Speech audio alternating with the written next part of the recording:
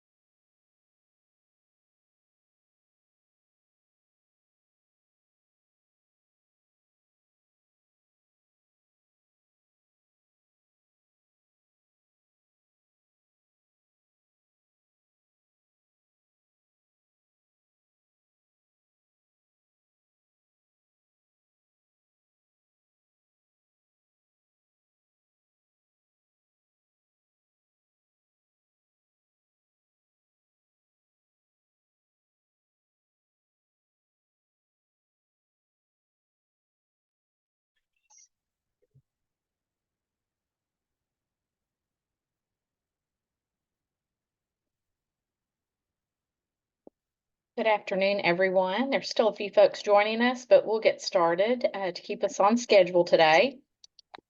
Uh, Welcome to the Office of Early Childhood's first call of 2024. Everybody had an uneventful day season, hopefully got some rest if you could fit that in with all the other things happening, but really excited for you to be here in 2024, and it is going to be a fantastic year for early childhood. That is my prediction. So just want to welcome you. Thank you for the work that you do every day. I know for some people, the holidays can be stressful, but I hope you did fit in some rest.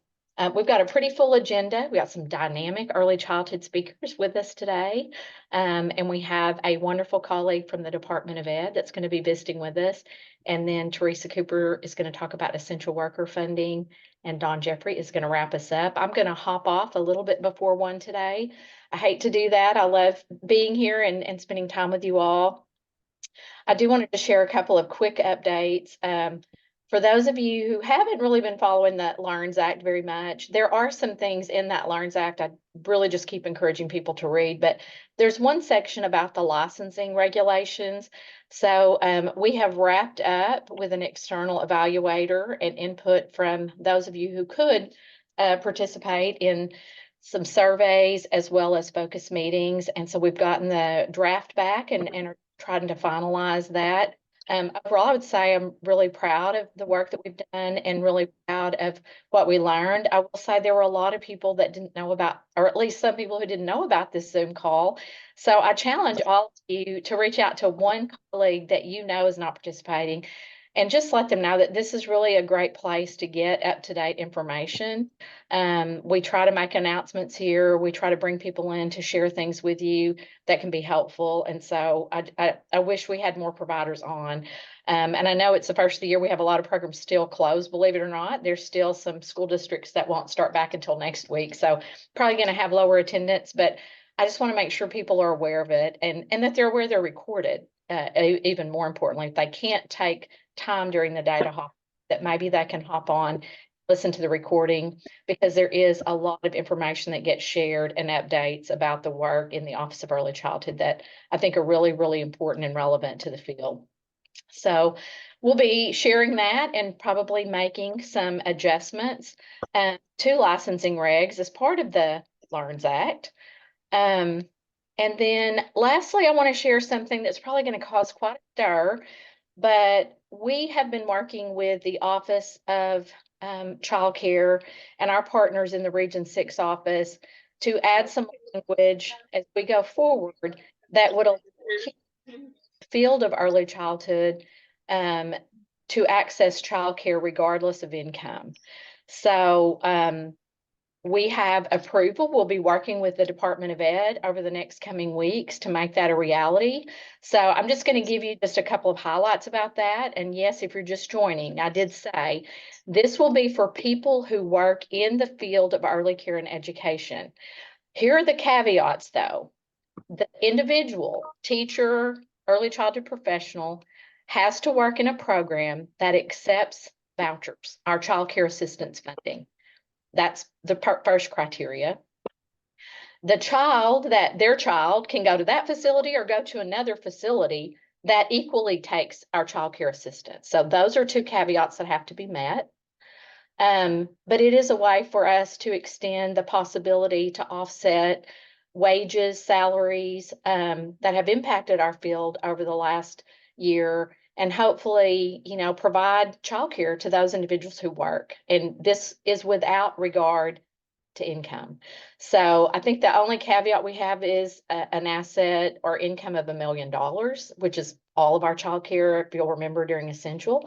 So again, we'll be working with the Office of the Department of Ed and in our Office of Early Childhood to pass on all the relevant information and application processes. So please do not start reaching out to staff right now. We have a few little details to tie up, and I'm sure there are people who want to be making formal announcements about it, but it is an exciting opportunity to acknowledge those of you in the field and who are working and having to pay, large amounts of funding for childcare. So we hope it will help, but it is for the people that work in childcare, early childhood only. It is not for educators outside of that, K-6. It is for early childhood specifically. And Kristen, that's a great question. No, if the program is quality and they have to be at least at level 2, we have some criteria that those can extend beyond 1 year for those in level 3 and above. So, but it will be an indefinite. We're just including it in our state plan, and that has been approved. So if you all have questions, please, you can send those to me. And if I'll put my email in the chat box, but we will be announcing all the details in the coming weeks to help you all get your employees signed up and started. But the criteria is the program that the individual works in also has to be a child care participant with us. They have to take voucher children.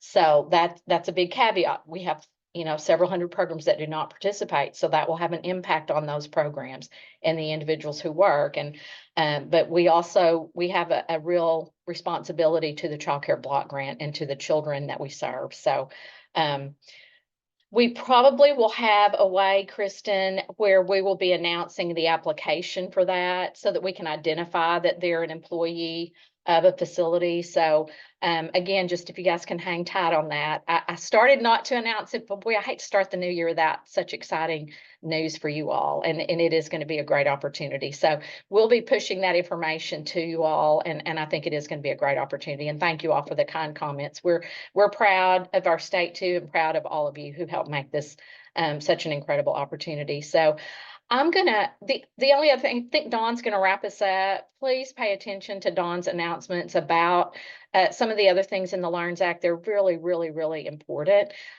So if you missed the announcement, you can get it on the recording. Just remember that. But it is an exciting opportunity for the teachers and professionals in the early care and education field. So I'm going to move on because we have two really dynamic early childhood professionals that I want you all to get to hear from. So we're starting with Anna Rice. So we'll let Anna talk. Well, hello. That was really exciting hearing all of that. I can't wait to hear more about that. And I'm really excited to be here. And I really haven't been on all these calls, so it really sounds like I need to be getting on these more.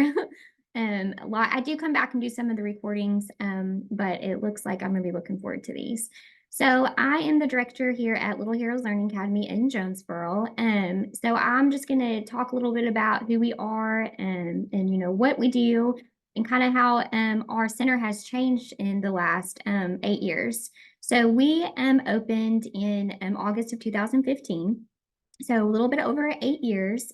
So we're actually licensed for 159 children, but we currently have 73 enrolled. And that's just because when we became Better Beginnings level 3, it really helped us change the way we ran our classrooms. So now we have lower ratios and more staff in each class. And so that has been a game changer for us and our staff and our children to have that high quality care. So when we first opened, we were a private pay center only. So in the first few years is kind of when we learned about Better Beginnings. So we didn't start off as a Better Beginning Center, but through the division and like the meetings and the TA visits through ASU, we just quickly learned that we wanted our center to just be a high quality center for our children. We also became a partnership with Arkansas Early Learning. So a little bit different here.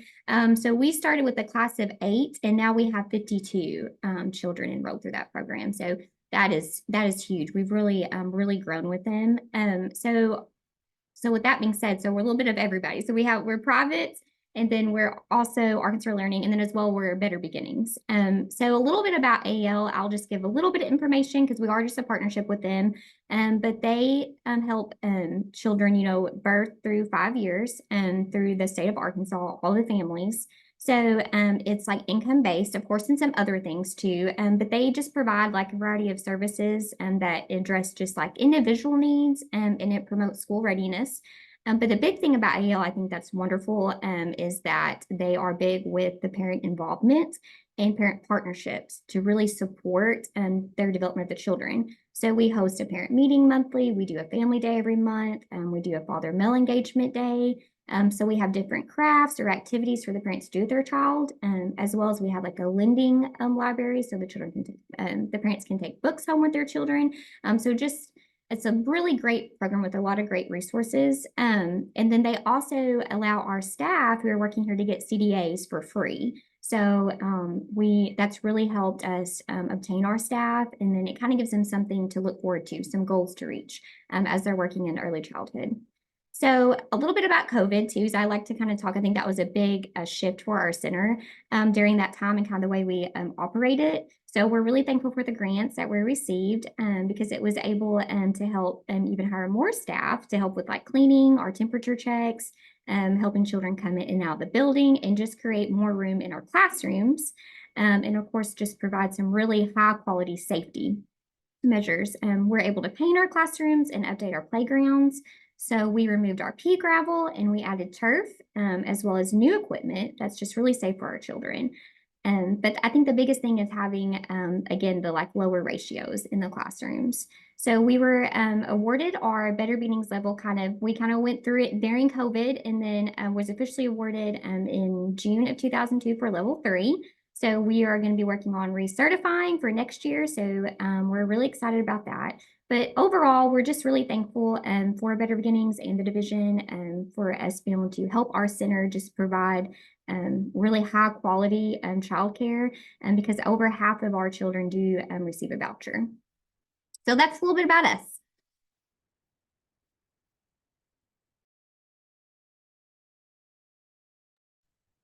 Thanks, Anna. Sorry for that delay. I was looking for that unmute button. We're going to move on to our next provider, and that is Kayla Attaway. Kayla, if you're on, you can take the mic now.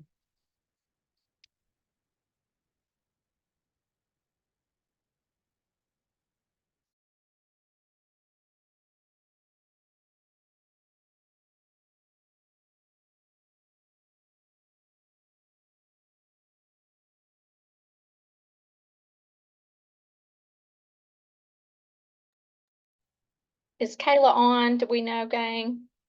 If not, we can move on and then come back to Kayla. She may not be able to join, or she may not be able to. I'm here. There she is. I hit the share screen. I've actually never done so, so I was like very shocked in how to, maneuver all of this, but I'm gonna do this. I have I say a little bit about us. Well, I've been a provider for over 20 years, also a partner with Arkansas Early Learning. I want to copy what Miss Anna just said on the statement she made about the quality of care we all offer through Arkansas Early Learning. Of course, we do the same with the CDAs, anything we need, they're there. It, I mean, we can show. I'm gonna show you some of the examples in our PowerPoint. So I was trying to see if I could share that with you. Get out of that right there. Okay.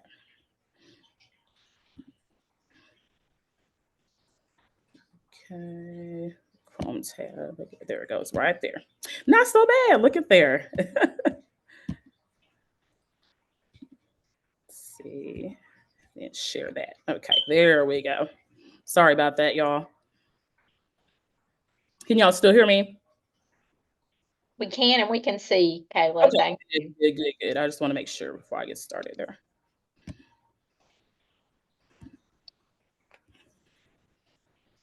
These are some of the things we have done with our facility over the years to make it more quality effective.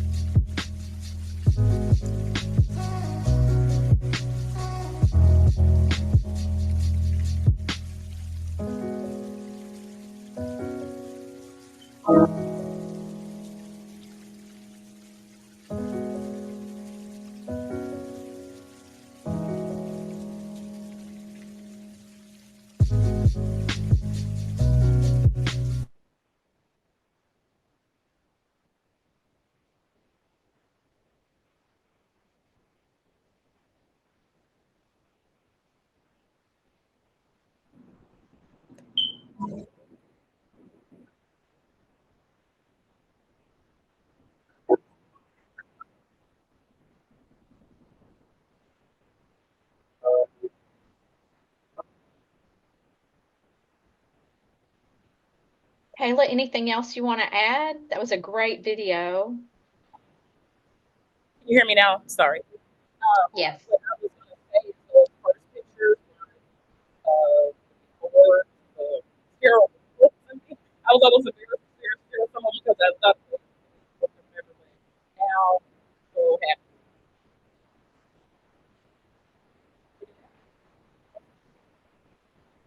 Kayla, your sound is a little bit, we're kind of getting about every other word. Okay. Stop it real quick. There we go. All right. Can you hear me now? I'm sorry. Yes, that's much better. I said I'm just excited with the progress. The video says it all. When I watched it again, I almost cried. I'm like, wow. But yeah, I'm excited. Thank y'all for letting me present. Absolutely. And thank you. Thank you, and Anna. These are both examples of experiences and the funding that we were able to share with providers through COVID relief. But I just want to point out, this is to me, their ability to take that funding and turn it in, not just to things at their facility, but both of them talked about, and I think uh, Kayla shared some education experience that she had also been able to obtain. You know, it's not just about buying things for children, it's about creating a really high quality learning environment. And both of them really talked about that experience over the past couple of years during a very difficult time, I might add, you know, where they've been able to really ramp up their efforts to be higher quality. So thank you both. Thank you both for sharing. It's really wonderful to see all the progress and all the exciting things that you all were able to do. So Michelle, if you're on, we're going to hand it over to you. This is really exciting. Michelle is one of our colleagues over at the Department of Ed who's really been working in the science, technology, math area, the STEM, and she's going to talk about some work. And we do have a couple of model programs, I think, but just an opportunity for our early care and education programs who really are interested in this. So, Michelle? Cool. Thank you so much. And hello, everyone. Nice to see a great turnout after the first of the year. I'm going to share my screen real briefly, just so everyone can kind of see. Here is our page on our website. And I am the state STEM integration specialist, and I work with STEM focused schools. I provide STEM professional development. And we recently worked with two pre-K schools, Bearcats Pre-K Academy in Melbourne and Izard County Consolidated Preschool. And those two schools helped us draft a pre-K rubric. And so we will be encouraging early childhood learning facilities and schools to become a designated STEM school. I was so impressed. My team was so impressed with the STEM teaching and learning that's happening in preschools, and it was simply a no-brainer. So these are, it's a fairly new program. This is our second year in programming here in Arkansas. Several states have similar STEM designation programs. It's an individual school program designation. And so I encourage everyone to keep posted here on this website. And I'm also going to share with you a series that I call Steminars, and I'll pop it in the chat one more time once I'm stopped sharing. But this is an after-school 1-hour virtual sessions that I do in the springtime to support STEM programming in schools. And this year we are focusing on arts integration. And of course, that's very important in your school programming that you have as well. So I popped this in the chat. I'll pop it in the chat one more time. But I would encourage you to have one of your educators join because we'll be sharing a lot of free resources. We're going to be sharing some grant opportunities through the Arkansas Arts Council. They actually will provide teaching artists to come into schools, including early childhood schools, and to help the integration of the arts. We're also going to be working with the Arkansas Museum of Fine Arts. As you know, there is a eclipse coming on April 8th. If you're not aware, put that on your calendar. And we will also, we are partnering with the Arkansas STEM Coalition, who is providing free eclipse glasses for all students in the state of Arkansas. And I believe she is also securing enough glasses for pre-K as well. Now, these would be the pre-K schools through your programs through ADE, because that's the numbers, and they will be distributed through your local education service cooperatives. And so get in touch with your local ESC and ask them about their process for distributing the Eclipse glasses. But that's another hat I wear, and we're going to be featuring a little piece of the Eclipse through fine art on March 27th, right before the event on the Steminar. And then I will do a series of informational Zooms starting in May. So I'll do one on May 1st, I'll do one on May 9th, and I'll do another one on May 17th. And so this would be for schools who are interested in learning more of the details about the designation program specifically for pre-K schools. There is a rubric actually aligned to your current Eckert's checklist. And so it's very focused on early childhood learning. And it's, obviously different from the kindergarten through 12th rubric. And so we will be publishing those on our website as well. So let me just make sure I am going to share the link with you guys in the chat. This is the Steminars that you can please join. Please share the Steminars with your colleagues. And again, those 3 dates in May, if you think you would be a school who would like to go through the designation program, we work with you individually. There's no time constraints. There's no cost. It's completely free, and we come in and provide the support that you need for integrating STEM into your teaching and learning. So thanks so much, you guys. Thanks, Michelle, so much for asking to be on and for sharing that amazing information. So hopefully we'll have some excitement from our programs and they will be in touch with you. Yes. And my contact information, my emails are linked also in that Steminars document. Okay, great. Thank We you. are going to move to Teresa Cooper to talk. Just give us a reminder about essential worker funding. Teresa? Good morning, everyone. My name is Teresa Cooper. I am one of the program managers here. This is just a reminder for you all that the COVID relief was one-time funding that we used to serve to provide assistance to our essential worker families. Upon review of those funds, it was determined that we could extend care through March 31st of 2024. You all were sent a letter that had our sliding fee scale on there, and we encouraged you all to have families or to see if those families qualify for our regular or traditional program assistance. You were also sent a link to our most current application. And so we encourage you all to give that out to those families. But as of right now, there will be no further extensions for the essential worker families. If you all have any questions or concerns, certainly you can reach out to our team and someone will get back with you. Ms. Tanya, that's all of the updates I have. Thanks, Teresa. And just as a reminder, the announcement I made earlier is completely separate from the essential worker funding. The announcement about funding or assistance for childcare employees is different than the essential worker. I think somebody asked about that timeline.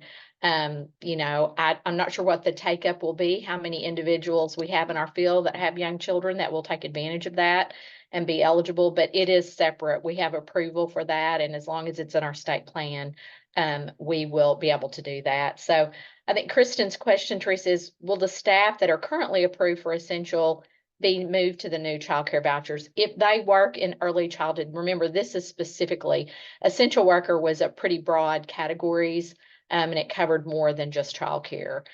This is really just for people who work in childcare and early childhood education. So a little bit different, but I think for those individuals who may be currently on the essential worker funding, we will work to transition them over to the new funding,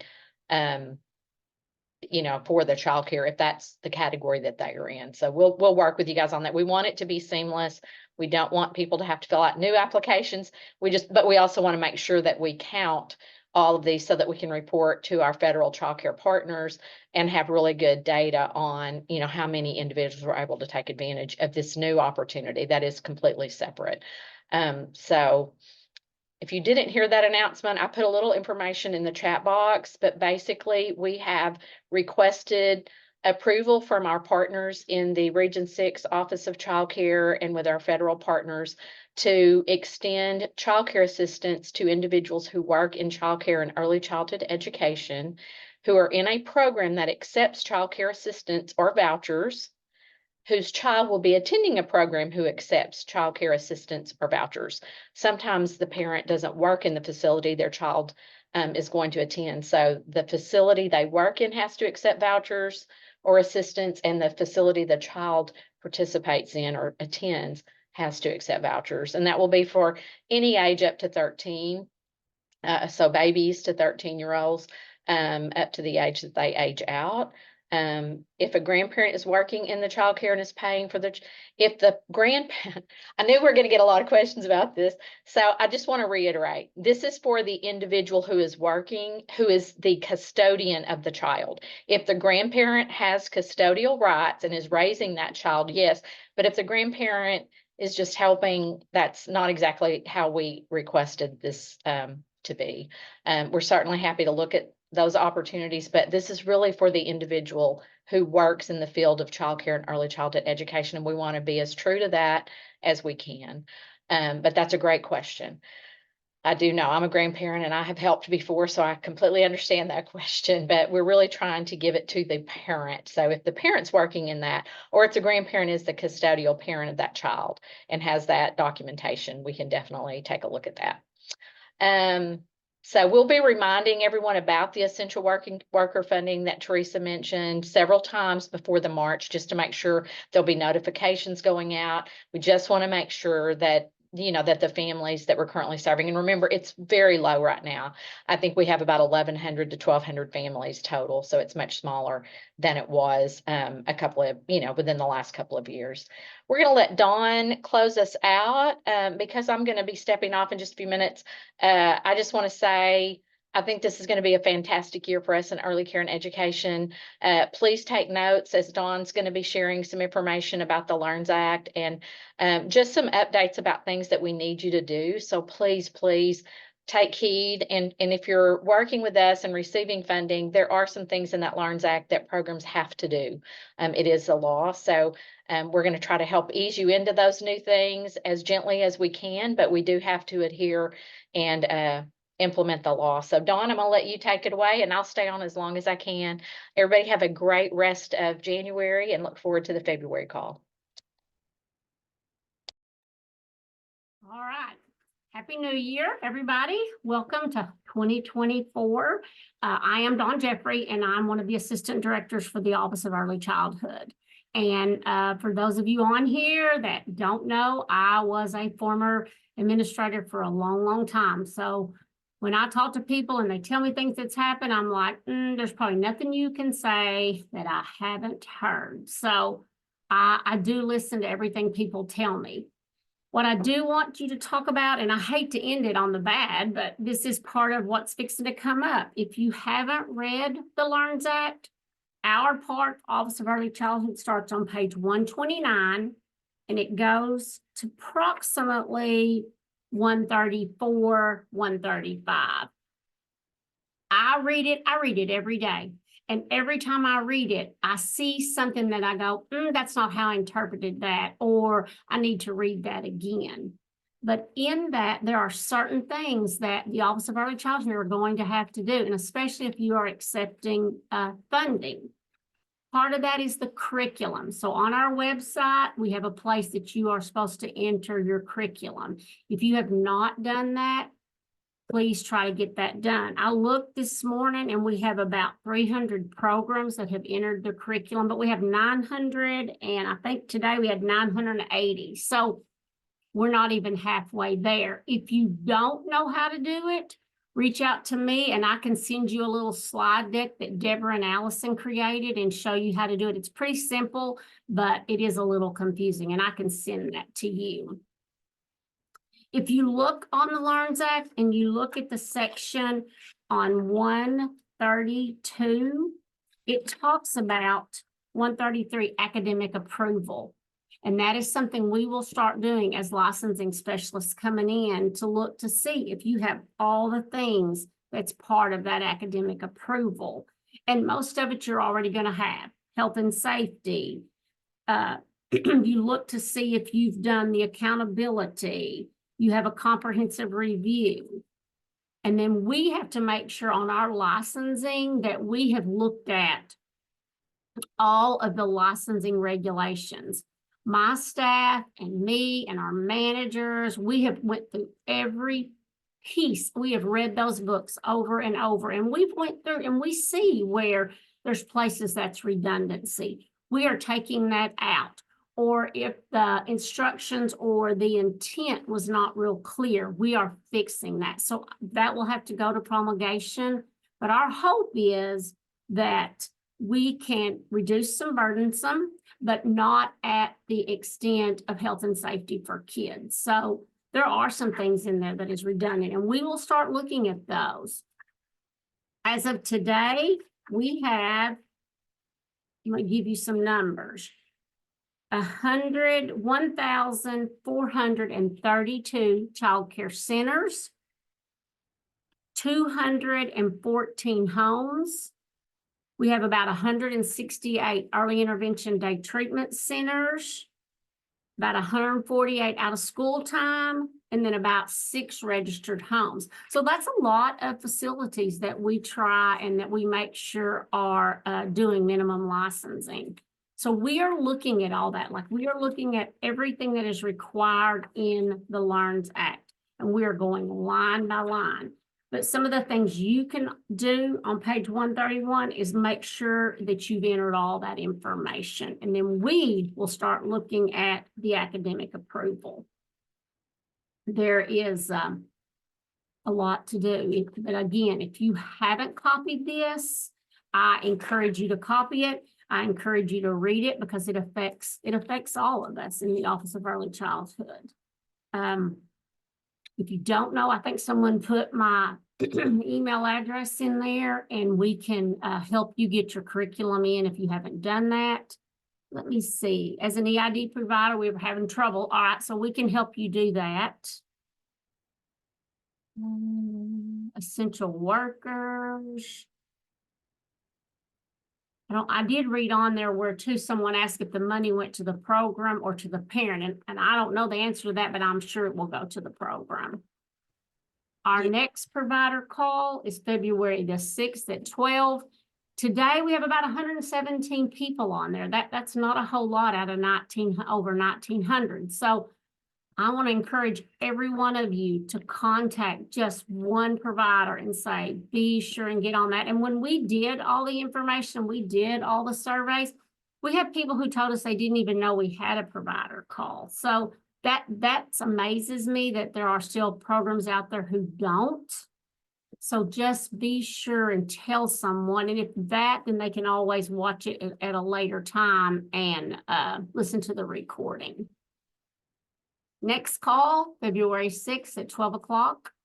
I hope everyone has a great New Year's, and we look forward to 2024. Thank you.